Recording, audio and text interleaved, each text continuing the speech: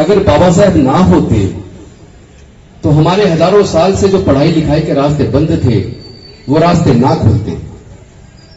अगर वो educational institutes में हमारे लिए रिजर्वेशन की व्यवस्था ना करते तो ना हम पढ़ पाते, ना मैं एक वकील बन पाता। अगर वो पॉलिटिकल रिप्रेजेंटेशन ना दिलवाते तो ना मैं एमएलए बन पाता, ना मैं मंत्री बन पाता।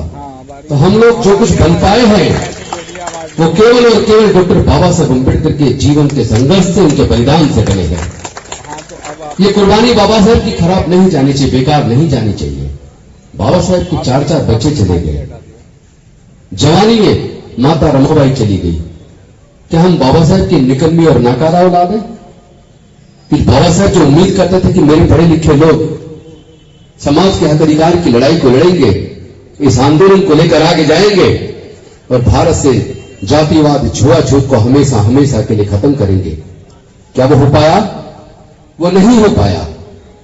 तो हम एमपी बन जाए, एमएलए बन जाए, मंत्री बन जाए, यहां तक कि राष्ट्रपति बन गए, लेकिन जातिवाद अभी खत्म होने का नाम नहीं ले रहा। छुआछूत देश से खत्म होने का नाम नहीं ले रही। हमारी जिम्मेदारी है, ये मंत्री पद कोई परमानेंट नहीं होता, ये आते रहते हैं, जाते रहते हैं। अब हमने संकल्प किया है कि हम डॉक्टर बाबा साहब अम्बेडकर का जो सपना था भारत को बौद्ध में बनाने का, अपना पूरा जीवन उस सपने को पूरा करने के लिए लगाएंगे।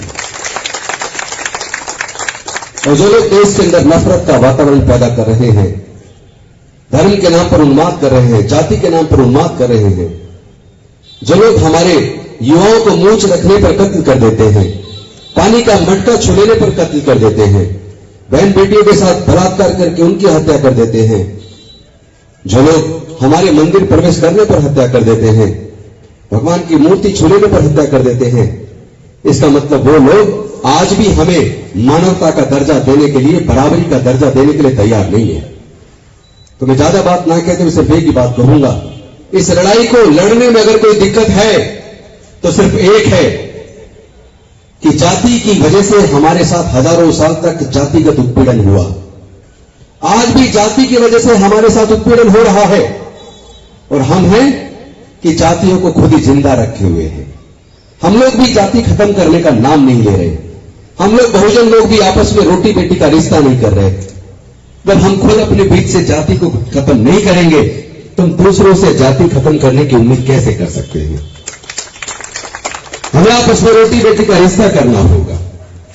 आप एक एग्जाम्पल पूरे दुनिया में मुझे बता दीजिए, कोई व्यक्ति अगर गंभीर बीमार हो जाए और उसका अगर ऑपरेशन होना है, डॉक्टर कहे बड़ा ऑपरेशन होना है, 20 यूनिट ब्लड का इंतजाम करो।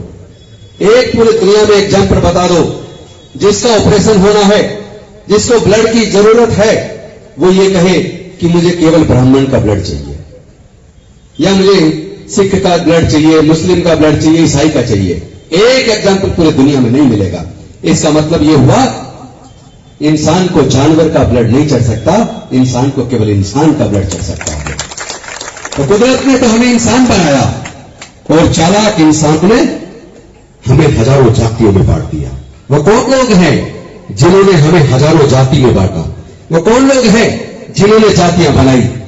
वो वही लोग हैं जो देश के 90% संसाधनों पर कब्जा करके बैठ गए हैं। वो वही लोग हैं जो हजारों साल तक हमारे समाज के साथ उत्पीड़न करते आ रहे हैं।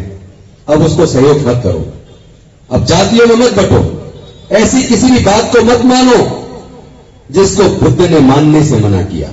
ऐसी किसी भी बात को मत मानो जिसको डॉक्टर बाबा साहब अम्बेडकर ने मानने से मना किया।